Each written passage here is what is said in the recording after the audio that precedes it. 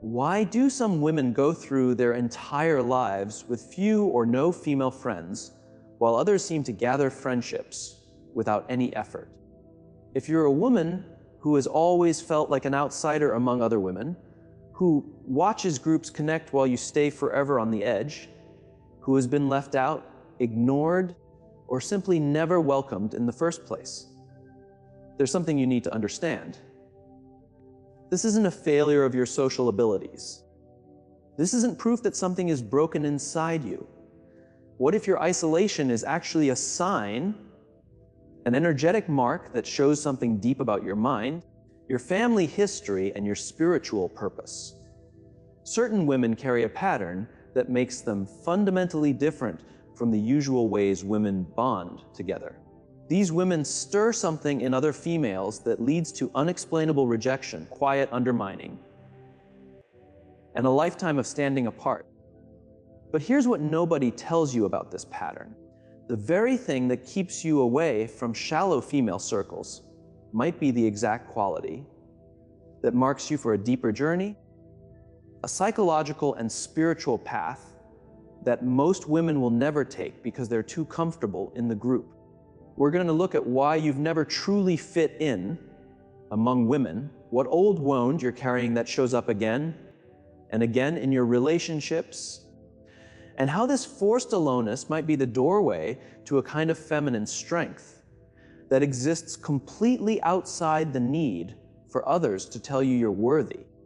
The pattern shows itself early, often in childhood, when a girl first feels she doesn't reflect back what other females expect to see. Our first meeting with the feminine happens through the mother. And when that relationship is marked by coldness, competition, or emotional neglect, something breaks in the daughter's ability to trust female connection. The mother wound doesn't simply create one hurt. It creates a template, a blueprint in the mind that repeats throughout life, in every friendship attempt, every circle of women she tries to join. You learned young that your true self was too much, too bright, too raw for the comfort of those around you.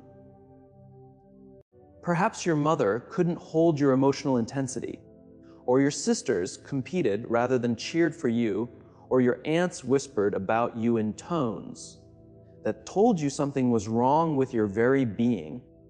This wasn't paranoia. Children have an uncanny sensitivity to energetic rejection, and you felt it in your bones long before you had words for it. The mind records everything. What begins as mother wounding becomes the invisible wall that keeps you separated from female community throughout your life.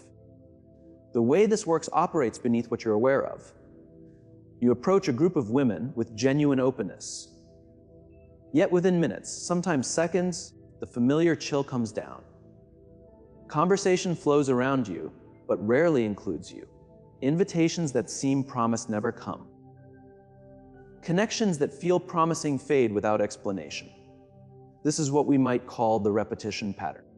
The mind's unconscious drive to recreate the original wound in hopes of finally healing it. But each repetition only deepens the groove, confirms the belief that you are somehow fundamentally unfit for female friendship. What makes this particularly painful is the ancestral piece. Look back through your mother's family line, and you'll likely find other women who walked alone. Grandmothers who were talked about, great aunts who never quite fit in their communities, mothers who had acquaintances, but no true closeness. This pattern of feminine isolation travels through bloodlines like a silent inheritance, a wound passed from mother to daughter across generations. You're not just carrying your own loneliness, you're bearing the collected solitude of women who came before you. Women who also couldn't or wouldn't fit into the group feminine mask. But here's where the story shifts, where we must look at your solitude through a different view entirely. There's an archetype of the wild woman. The wild woman cannot be tamed by social rules or group expectations of how femininity should show itself. She moves by different rhythms, speaks different languages, honors different truths than the socialized feminine group. You don't take part in the ritual gossip that bonds many female groups because something in you sees it as a form of feeding on others. Women consuming the lives of others to avoid looking at their own. The coded conversations about makeup, diets, men, or motherhood in ways that reinforce group norms rather than question them. These feel empty to you, don't they? Not because you judge other women for engaging in them, but because your mind simply can't stay interested in what feels like performance rather than real encounter. Your emotional and spiritual depth registers as intensity, and intensity makes people uncomfortable. Most social bonds among women operate on an unspoken agreement to keep things light, manageable, entertaining. You bring questions to the table that have no easy answers. You speak truths that others prefer to avoid. You feel things too deeply and express them too honestly. In groups that function on emotional balance, you become the upsetting element, the one whose very presence threatens the carefully kept harmony. What you represent to other women is a mirror they don't want to look into.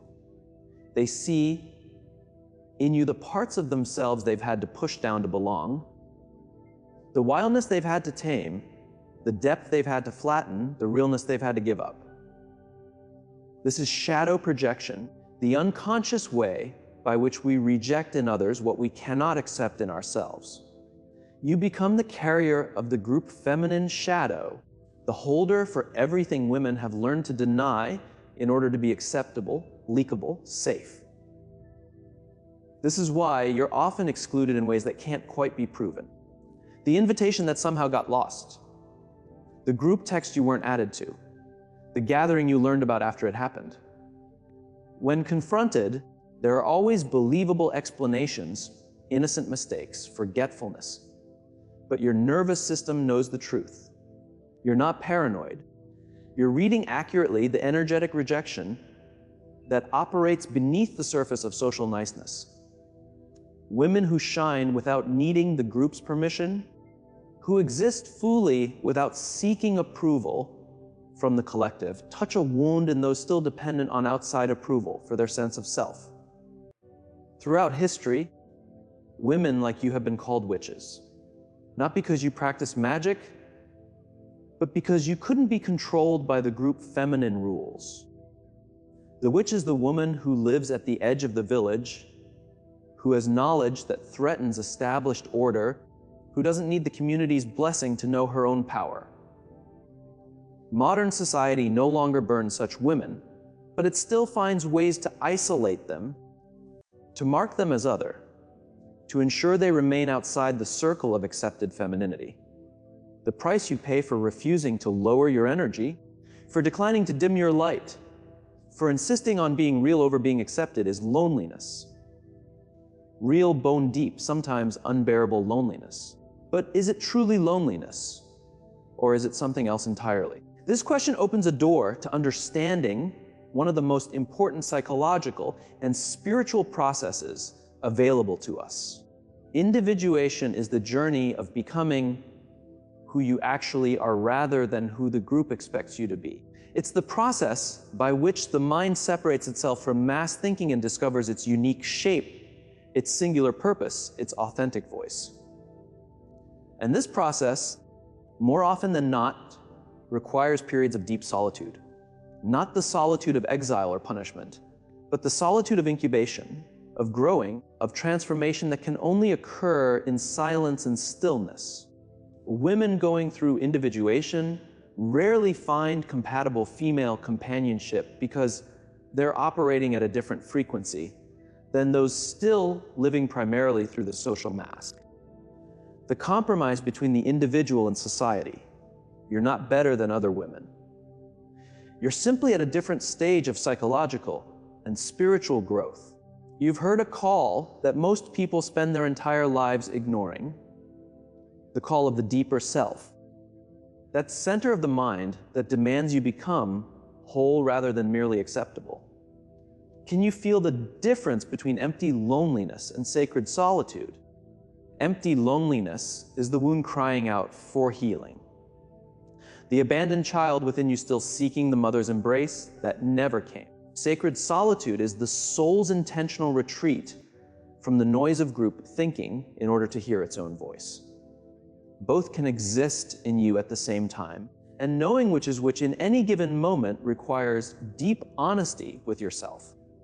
The deeper self, that organizing principle at your core, sometimes arranges isolation not as punishment, but as protection and preparation.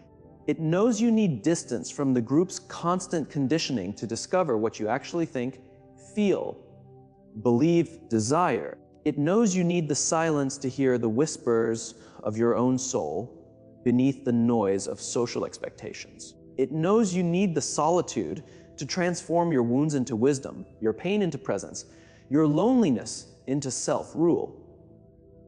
This is where many women find themselves at midlife, isn't it? You've tried so hard for so long to find your place among other women, to create the friendships you see other people easily keeping, to build the community you were told women naturally create with each other. And despite your efforts, despite your genuine desire for connection, the pattern continues. You remain outside alone, watching others bond in ways that seem forever unavailable to you. You're being called to a different task entirely. Not the task of fitting in, but the task of becoming whole. Not the task of being approved by others, but the task of learning to approve of yourself from the deep feminine source within your own mind. This is what it means to connect with the great mother archetype that exists not outside, but inside the mind itself. You must become your own mother, your own best friend, your own witness. This isn't comfort for failing to find outside friendship. This is the actual spiritual work you came here to do. The external isolation is forcing you into internal peace, making with the wounded feminine within you. Every time another woman rejects you, excludes you, betrays you, or simply drifts away without explanation, you have a choice.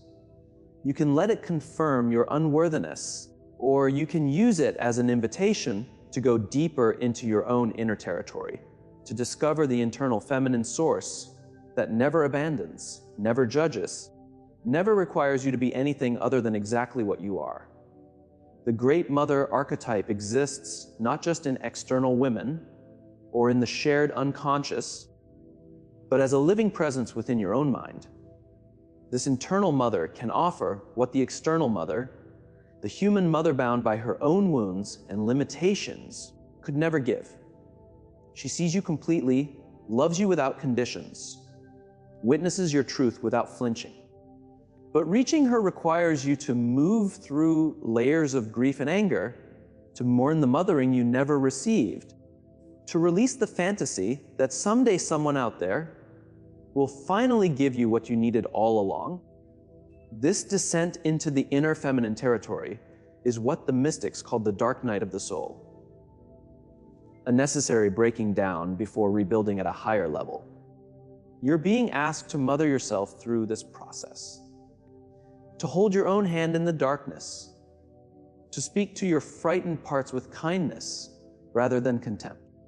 When the crying child within you reaches for comfort, you learn to be the one who provides it.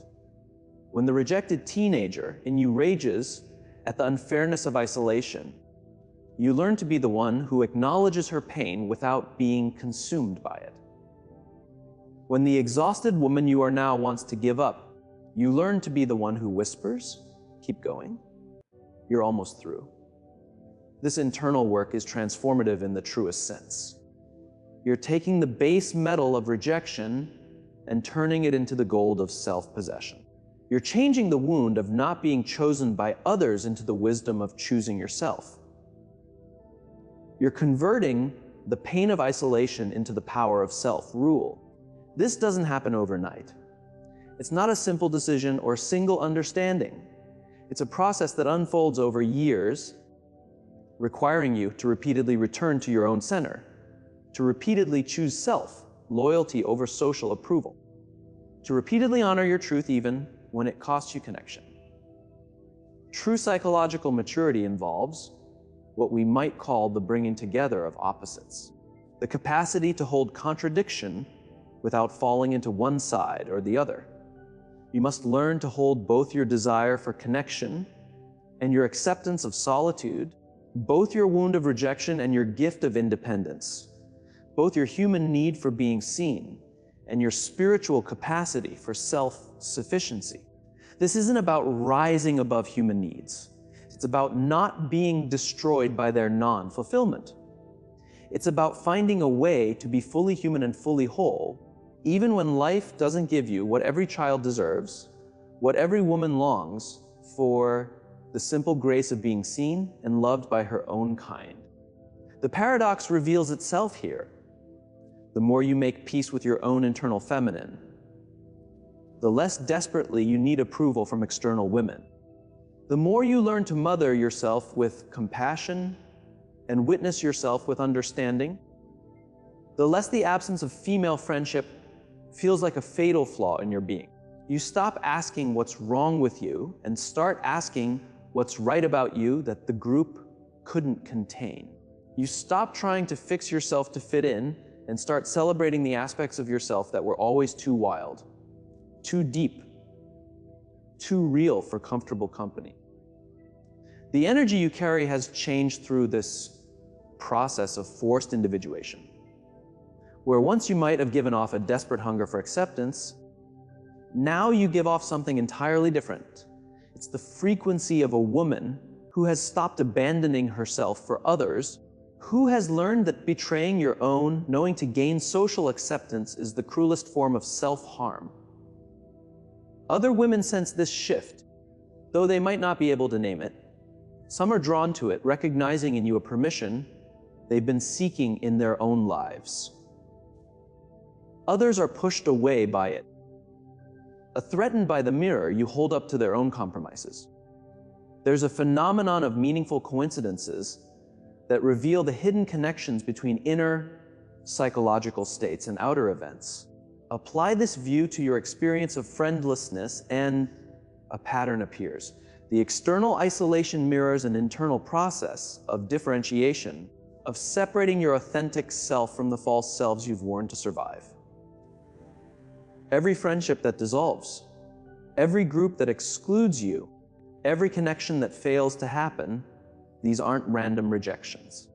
They're the universe clearing space for you to meet yourself without the distraction of relationships that would keep you comfortable in your mask rather than pushing you toward your truth. Consider the symbolism of transformation. The first stage of change is called the blackening, a period of breaking down and despair where everything false must die before something true can be born. Your years of social isolation, particularly if they've been marked by confusion, grief, and self-questioning, represent this blackening phase.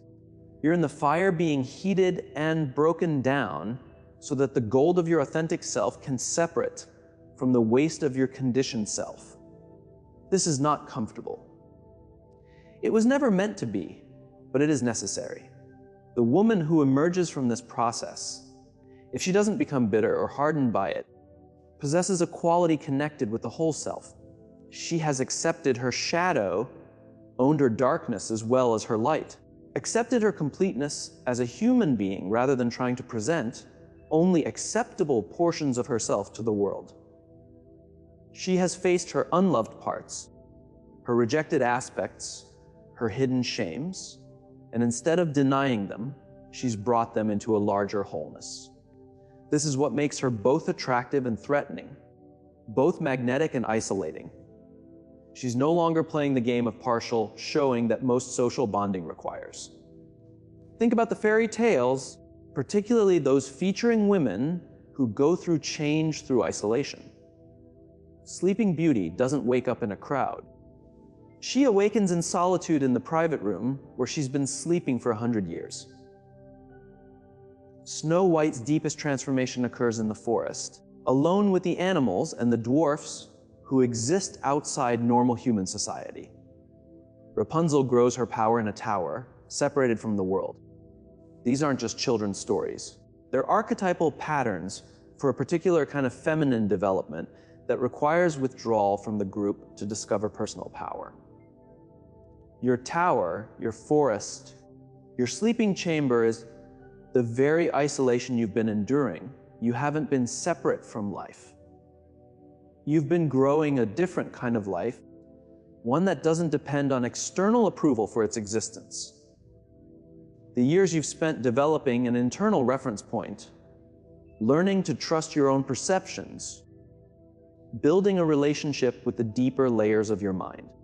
These years have been essential preparation for a way of being in the world that draws from source rather than from social approval. Does this mean you'll never have female friends? Not necessarily. But it means the friends you do attract, if any come, will be of a different quality entirely. They won't be the surface friendships based on shared hobbies or living nearby. They'll be soul recognitions, rare meetings between women who've also walked through the fire of individuation and emerged on the other side.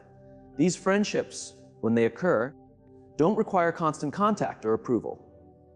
They exist in a different dimension, sustained by mutual respect for each other's self, rule rather than need for each other's approval.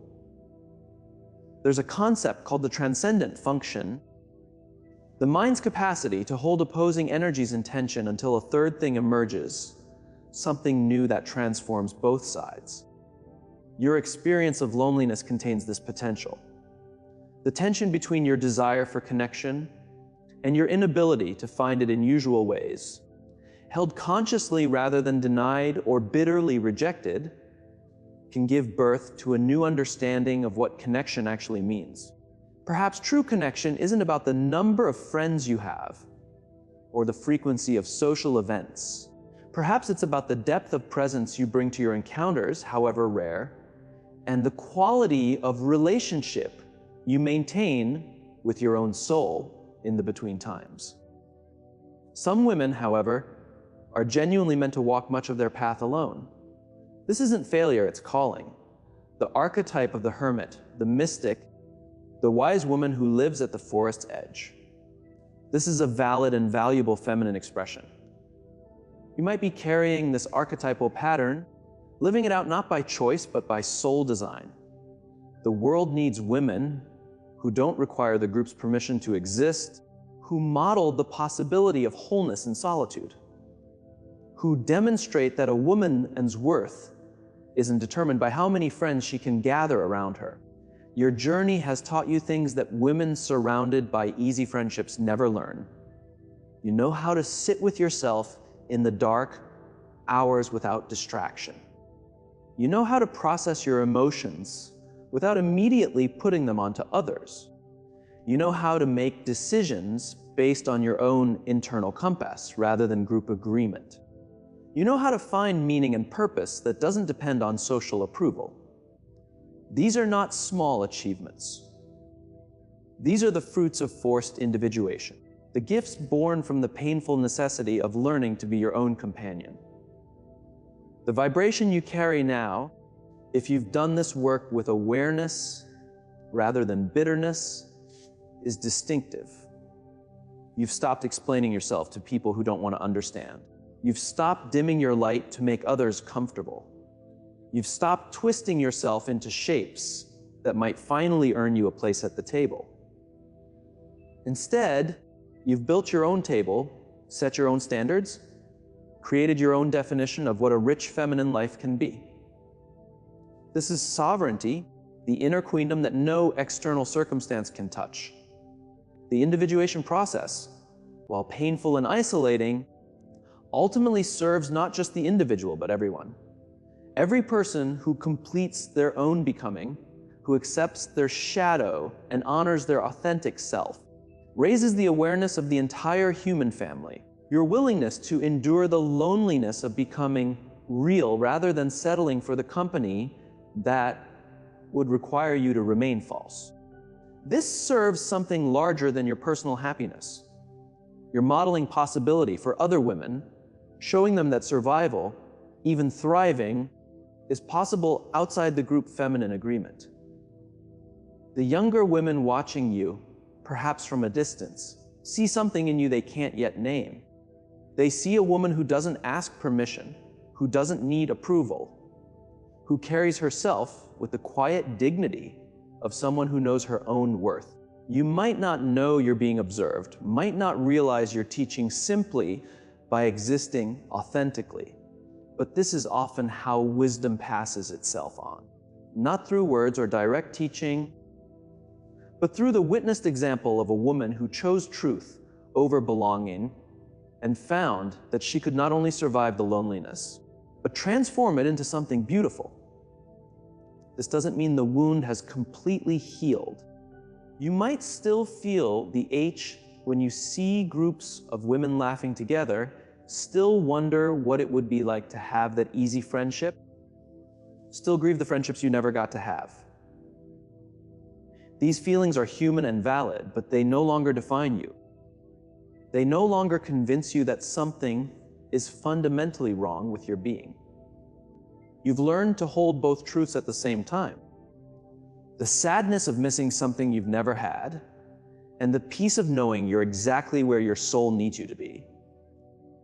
The inheritance you leave, whether you have daughters or not, whether anyone consciously acknowledges it or not, is profound. You prove that a woman's value isn't measured by her social circle. You demonstrate that being real matters more than being accepted. You show that solitude, when embraced with awareness, can be a powerful teacher rather than a prison. You embody the possibility that wholeness is achievable, even, perhaps especially, in the absence of the approval society tells us we must have. There's a particular kind of woman who will understand every word of this, who will feel seen in ways she's never felt seen before, who will recognize herself in this description, not as diagnosis, but as acknowledgement. If that's you, know this. Your aloneness is not evidence of your inadequacy. It might be evidence of your courage, your depth, your refusal to betray yourself for the comfort of belonging to something that was never truly home. The path you're walking is ancient, worn smooth by the feet of countless women before you, who also chose the difficult grace of their own company over the easy lie of false connection. If this exploration has touched something true in you, if you've recognized your own story in these words, consider subscribing to this channel where we continue to explore the hidden dimensions of feminine psychology and the journey toward authentic selfhood. Leave a comment sharing your own experience of walking alone among women. Your story matters. Your solitude speaks. And perhaps in sharing it here, you'll discover you're less alone than you imagined. That across distance and time, there are other women who understand the sacred loneliness of becoming real in a world that often prefers we remain comfortable fictions instead.